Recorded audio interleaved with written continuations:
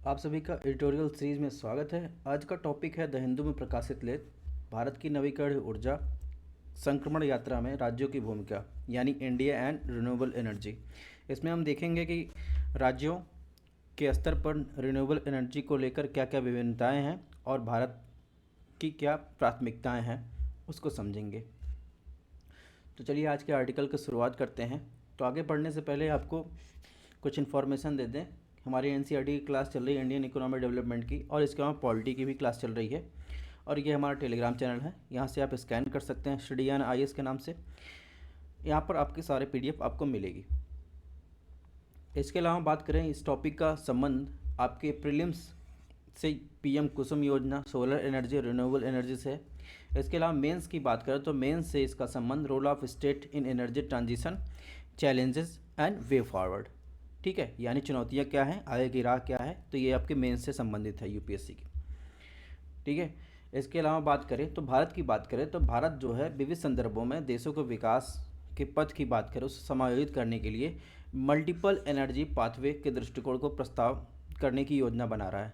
भारतीय राज्यों की विविधता की बात करें तो इसके जिसके लिए विभिन्न या बहुमार्ग यानी जिसे मल्टी एनर्जी पाथवे की आवश्यकता है, इसके स्वयं घरेलू संक्रमण यानी एनर्जी ट्रांजिशन की दिशा को निर्धारित करेगी। भारत की ग्लोबल क्लाइमेट जो प्रतिज्ञा है, जहां वर्ष 2030 तक 50% गैर जीवाश्म ईंधन से बिजली उत्पादन करने की क्षमता प्राप्त करने का लक्ष्य है, और इसके अलावा वर्ष 2070 तक नेट जीरो इमिशन प्राप्त करने की प्रतिबद्धता प्रकट की है गई है। तो राष्ट्रीय स्तर पर घरेलू ऊर्जा लक्ष्यों द्वारा ये समर्पित है। ठीक है, अब इसमें ध्यान क्या रखना है प्रीलिम्स के लिए आपको ध्यान रखना है कि ग्लोबल स्तर पर जो 2030 तक 50% जो है गैर जीवाश्म ईंधन से बिजली उत्पादन की क्षमता का टारगेट रखा गया है। दूसरा क्या रखना है कि भारत ने 2070 तक नेट जीरो इमिशन का टारगेट रखा है। ठीक है, तो ये दोनों चीज़ें आपको ध्यान रखनी है। नेक्स्ट बात करें तो भारत के एनर्जी ट्रांजिशन में राज्यों की महत्वपूर्ण भूमिका निभाते हैं। क्यों? क्योंकि ऊर्जा उत्पादन और उनके उपयोग की बहुस्तरीय शासन व्यवस्था मौजूद है उनके पास। एक प्रभावी ट्रांजिशन के लिए केंद्र और राज्यों के बीच महत्वाकांक्षाओं और कार्यान्वयन के अंतराल को दूर करने की आवश्यकता होगी। साथ ही राष्ट्रीय महत्वाकांक्षाओं को राज्य स्तर पर अलग अलग प्रोत्साहन संरचना प्रक्रियाओं, संस्थागत क्षमताओं को शामिल करने की भी आवश्यकता है। यानी state are critical actor in India energy transition as there is multi tier governments of energy production and uses. ठीक है, नेक्स्ट बात करें तो राज्यों को राज्य जो है क्यों मायने रखते हैं, वाई स्टेट मैटर्स। ठीक है, तो सबसे पहला कारण है कि राष्ट्रीय लक्ष्यों को साकार करने के लिए राज्यों की महत्वपूर्ण भूमिका होती है। क्यों होती है? अगर अगर इसको जो है टारगेट को पाना है, यानी कार्यान्वयन क्षेत्र के रूप में राज्यों के स्थित राष्ट्रीय लक्ष्यों को प्राप्त के लिए महत्वपूर्ण है, जबकि केंद्र लक्ष्य निर्धारित कर सकता है।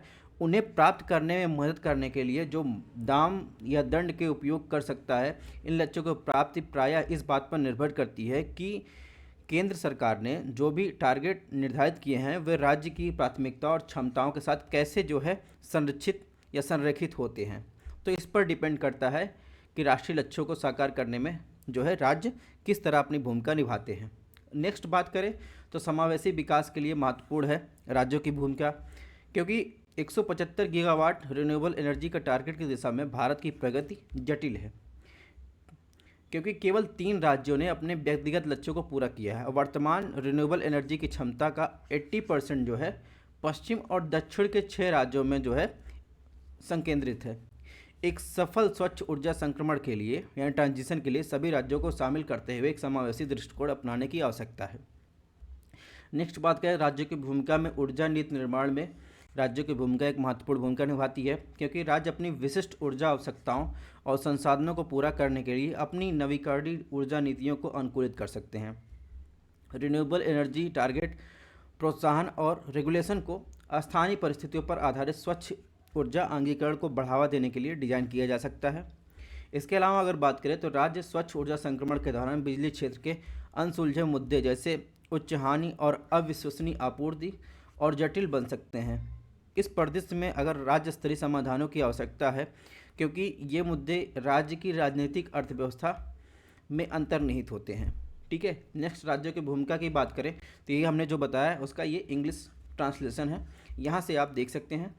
नेक्स्ट बात करें तो राज्य की भूमिका नवीकरणीय ऊर्जा क्षमता बढ़ाने में अपना भूमिका निभा सकते हैं, क्योंकि भारत जो है एक डाइवर्सिटी पूर्ण जो है आपको ज्योग्राफिकल और क्लाइमेटिक के कारण विभिन्न राज्य नवीकरणीय ऊर्जा संसाधनों की उपलब्धता के मामले में विभिन्नता रखते हैं।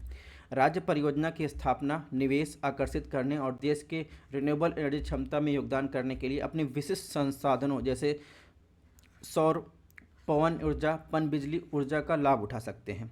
इसके अलावा बात करें तो राज्यों की भूमिका में नीतिगत नवाचारों की प्रयोगशालाओं के संदर्भ में हम समझ सकते हैं। अगर बात करें तो राज्यों ने भारत के ऊर्जा यानी एनर्जी ट्रांजिशन से संबंधित नीतिगत नवाचारों में महत्वपूर्ण भूमिका निभाई है। उदाहरण के लिए अगर बात करें सोलर एनर्जी में गुजरात, राजस्थान तथा पवन ऊर्जा में टेक्नोलॉजी की बात करें यानी विंड एनर्जी की बात करें तो महाराष्ट्र, तमिलनाडु की आरंभिक पहलों में राष्ट्रीय स्तर पर रिन्यूएबल एनर्जी को अंगीकरण में महत्वपूर्ण भूमिका निभाई है। इसी प्रकार कृषि के सोलराइजेशन की बात करें तो राज्य के सफल प्रयोग से पीएम कुसुम के रूप में राष्ट्रीय स्तर पर अपनाया गया है। तो इस प्रकार आप राज्यों की भूमिका को समझ सकते हैं। थोड़ा सा पीएम कुसुम योजना के बारे में देख लेते हैं। तो ये हमने जो पढ़ा है इसका इंग्लिश रूपांतरण है। पीएम कुसुम योजना 2019 में शुरू की गई थी ministry of new and renewable energy के तहत। ठीक है, इसका काम क्या था? इसका काम था ग्रामीण क्षेत्रों में ऑफ ग्रिड सोलर पंपों की स्थापना करना और ग्रिड से जुड़े यानी ग्रिड पर निर्भरता कम हो सके, यानी जो ट्रेडिशनल बिजली की व्यवस्था है वो जो है सोलर एनर्जी से उनकी ज़रूरतों को पूरा करना चाहते थे ग्रामीण क्षेत्रों में।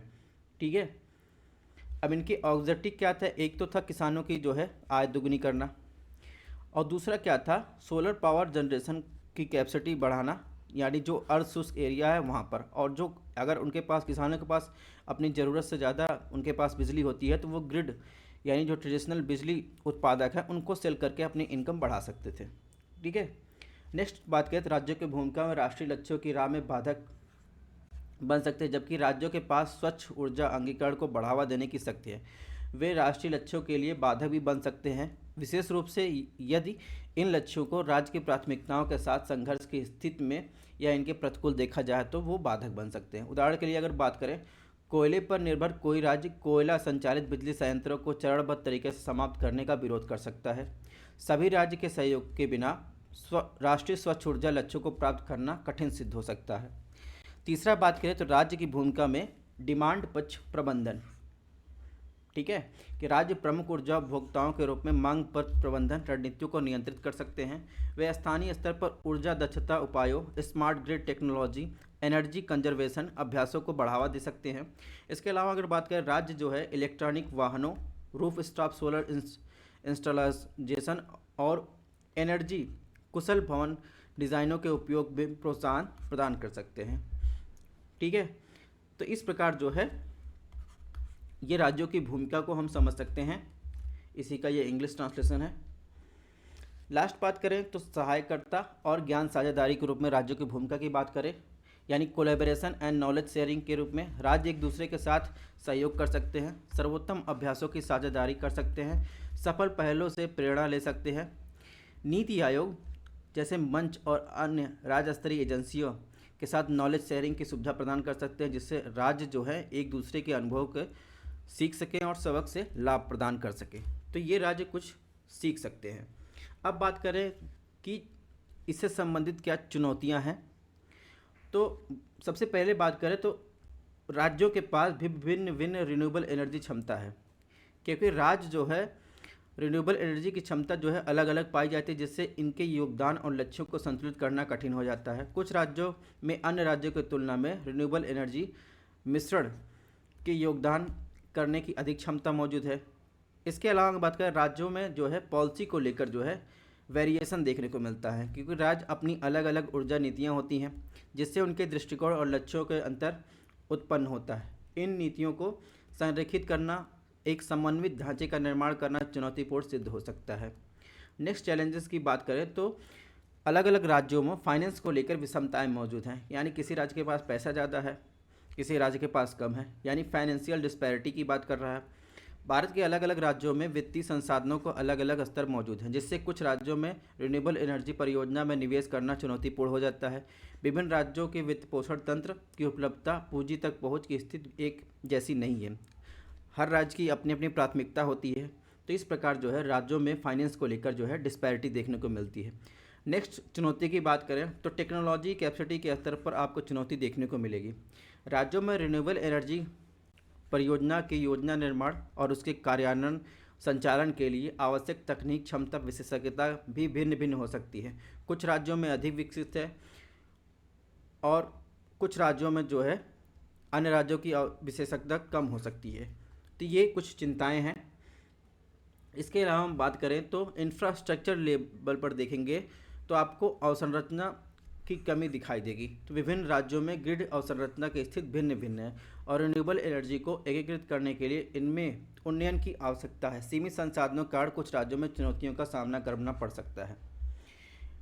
नेक्स्ट बात करें तो लास्ट जो बात करें पॉलिटिकल विल और एडमिनिस्ट्रेटिव इफिशियंसी की कमी, यानी सार्वभौमिक ऊर्जा संक्रमण के लिए सभी राज्यों में राजनीतिक इच्छा शक्ति प्रशासनिक दक्षता का होना आवश्यक है। प्राथमिकताओं और क्षमताओं में अंतर गति एवं प्रभावशीलता को प्रभावित कर सकता है। इस क्षेत्र में सफलता के लिए राज्यों के बीच समन्वय अत्यंत महत्वपूर्ण हो जाता है।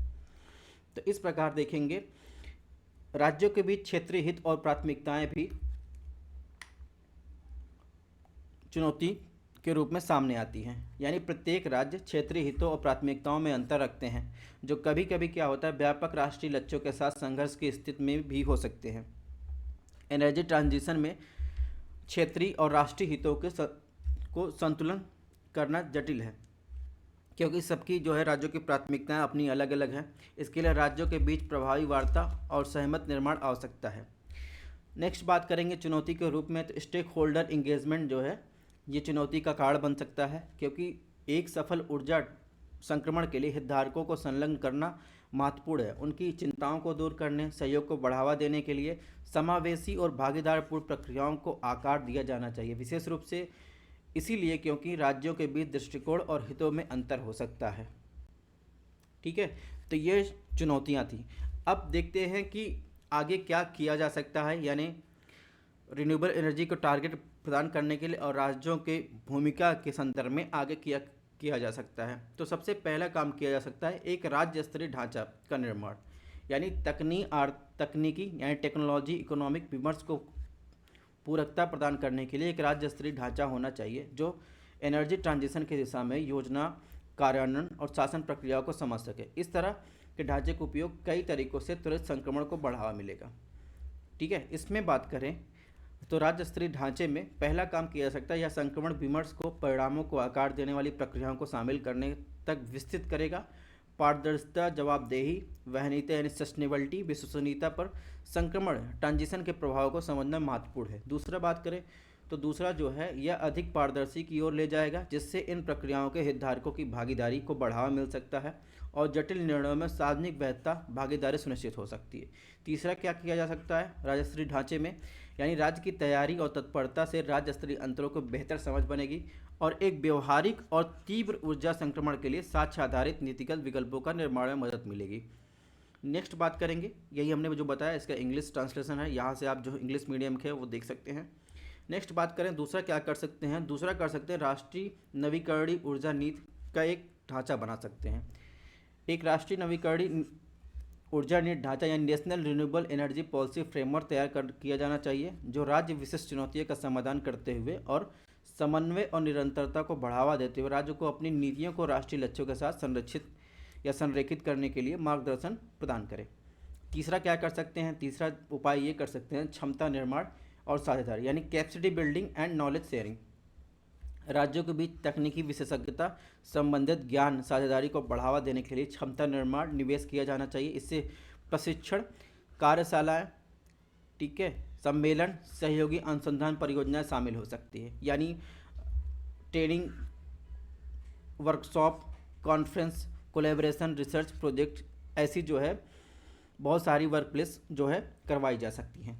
नेक्स्ट बात करेंगे तो वित्तीय सहायता तंत्र फाइनेंशियल सपोर्ट मैकेनिज्म होना चाहिए, यानी वित्त यानी फाइनेंस तक उपयुक्त पहुंच सुनिश्चित की जाए और राज्यों के बीच वित्तीय अंतर को दूर करने के लिए एक मैकेनिज्म स्थापित किया जाए। उपलब्ध विकल्पों में रिन्यूएबल एनर्जी परियोजना के लिए धन का सृजन, निजी क्षेत्र के निवेश को प्रोत्साहित करना, निम्न लागत वित्त पोषण तक पहुँच को सुगम बनाना शामिल हो।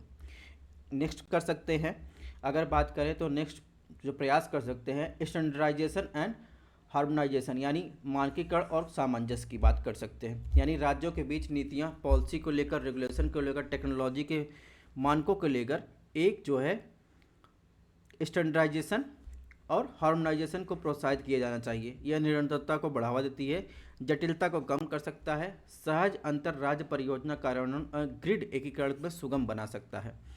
ठीक है, तो ये सब कुछ काम कर सकते हैं। इसके अलावा अगर एक दो काम और कर सकते हैं, अगर बात करें ग्रिड इंफ्रास्ट्रक्चर डेवलपमेंट के विकास कर सकते हैं, यानी उसको मजबूत और आधुनिकीकरण पर ध्यान केंद्रित किया जाना चाहिए। ग्रिड इंफ्रास्ट्रक्चर को लेकर विशेष रूप से उच्च नवीकरणीय ऊर्जा क्षमता वाले राज्यों में, ठीक है, जिनमें पारेषण और वितरण सिस्टम का उन्नयन और उन्नत ग्रिड प्रबंधन तकनीकों को लागू करना, मजबूत अंतर्राज्यीय पारेषण नेटवर्क स्थापित करना, नवीकरणीय ऊर्जा स्रोत का एकीकरण समर्थन कर सकता है। ठीक है, इसके अलावा अगर बात करें इंस्टीट्यूशनल समन्वय और सहयोग कर सकते हैं। केंद्र सरकार, राज्य सरकार, रेगुलेशन जो अथॉरिटी हैं, अन्य हितधारक के बीच संस्था का समन्वय और सहयोग को मजबूत किया जाना चाहिए। नियमित संचार की व्यवस्था, विचारों का आदान प्रदान किया जाना चाहिए। एनर्जी ट्रांजिशन संबंधित मामलों में समन्वय सुविधा प्रदान करने वाले समर्पित जो भी प्लेटफॉर्म है या टास्क फोर्स का गठन किया जाना चाहिए। इससे इंस्टीट्यूशनल कोलैबोरेशन और कोऑर्डिनेशन बना रहेगा। नेक्स्ट बात करते हैं तो लास्ट जो है समावेशी और न्याय संगत संक्रमण, यानी इंक्लूसिव जस्ट ट्रांजिशन। यह सुनिश्चित किया जाए कि एनर्जी ट्रांजिशन सामाजिक और आर्थिक पहलुओं को भी ध्यान रखें, विशेष रूप से उन क्षेत्रों में जो जीवाश्म ईंधन पर आधारित उद्योगों पर अत्यधिक निर्भर हैं। प्रभावित समुदायों को समर्थन करने के लिए विभिन्न उपाय किए जाने चाहिए, जैसे वैकल्पिक आजीविका के अवसर प्रदान करना, सभी के लिए न्याय संगत उचित संक्रमण जो है सुनिश्चित करना। तो ये सब चीज़ें की जाने की ज़रूरत है इन चुनौतियों को समाधान के रूप में। अब बात करते हैं नवीकरणीय ऊर्जा के संबंध में राज्य सरकारों की कुछ प्रमुख नीतियाँ। तो आंध्र प्रदेश सरकार ने सोलर एनर्जी, विंड एनर्जी और विंड सोलर हाइब्रिड परियोजना के लिए नवीकरणीय ऊर्जा नीति 2020 की कार्यान्वित की है। इस नीति का उद्देश्य राज्य वितरण कंपनी यानी डिस्कॉम द्वारा विद्युत खरीद के लिए किसी भी दायित्व के बिना राज्य के बाहर रिन्यूएबल एनर्जी को निर्यात को बढ़ावा देना। तो ये आंध्र सरकार गवर्नमेंट की पहल है। इसके अलावा गुजरात सरकार ने सोलर एनर्जी पॉलिसी 2021 द्वारा इस परियोजना के माध्यम से विद्युत शुल्क से छूट, बैंकिंग सुविधा, क्रॉस सब्सिडी अधिभार यानी सेस से छूट जैसे विभिन्न लाभ प्रदान करते हैं। कर्नाटक ने नवीकरणीय ऊर्जा यानी रिन्यूएबल एनर्जी पॉलिसी 2022 से 27 के माध्यम से 10 गीगावाट अतिरिक्त रिन्यूएबल एनर्जी के विकास को सुगम बनाने का लक्ष्य रखा है। इसके अलावा तमिलनाडु राज्य ने सोलर पॉलिसी 2019 का लक्ष्य है 2023 तक 9 गीगावाट सोलर एनर्जी प्राप्त करना, जहां ग्रिड कनेक्टेड और ऑफ ग्रिड परियोजना, इसके अलावा roof top solar system, solar park आदि संबंधित प्रावधान किए गए हैं। तो ये कुछ राज्यों से संबंधित अलग अलग अपनी पॉलिसी थी रिन्यूएबल एनर्जी को लेकर। अब बात करते हैं निष्कर्ष की। तो भारत अपने एनर्जी ट्रांजिशन के लिए एक सराहनीय लक्ष्य निर्धारित किए है या प्रोत्साहन और प्रवर्तन तंत्र के निर्माण की दिशा में कार्यरत है। लेकिन इस दिशा में एक महत्वपूर्ण अगला कदम यह होगा कि क्षमताओं और प्राथमिकताओं के आधार पर राज्यों के बीच समन्वय को बढ़ावा दिया जाए। इसे उपलब्ध तकनीक, आर्थिक विकल्पों, राजकोषीय अवसर और सामाजिक राजनीतिक अनिवार्यताओं सहित विभिन्न प्रेरकों, बाधाओं और क्षमताओं के बीच परस्पर क्रिया द्वारा आकार मिलेगा। तो इस प्रकार हम इस समस्या का समाधान कर सकते हैं। बात करते हैं आज के अभ्यास प्रश्न की। आज का अभ्यास प्रश्न बात करें तो भारत की ऊर्जा संक्रमण यानी ट्रांजिशन यात्रा में राज्यों की महत्वपूर्ण भूमिका निभानी है। भारत की ऊर्जा संक्रमण में राज्यों की भूमिका से संबंध में चुनौती पर चर्चा कीजिए, उन्हें दूर करने के उपाय बताइए। बात करें यूपीएससी सिविल सेवा परीक्षा में विगत वर्षों में पूछे गए प्रश्नों की, तो 2020 में एक क्वेश्चन पूछा गया था कि भारत में सोलर एनर्जी की प्रचुर संभावनाएं हैं, हालांकि इसके विकास में क्षेत्रीय विभिन्नताएं हैं, विस्तृत वर्णन कीजिए। तो आप इन प्रश्नों का उत्तर आप इस आर्टिकल से कर सकते हैं। तो ये हमारा टेलीग्राम चैनल है, यहाँ पर आपको सारी PDF मिलेगी। तो मिलते हैं नेक्स्ट आर्टिकल में।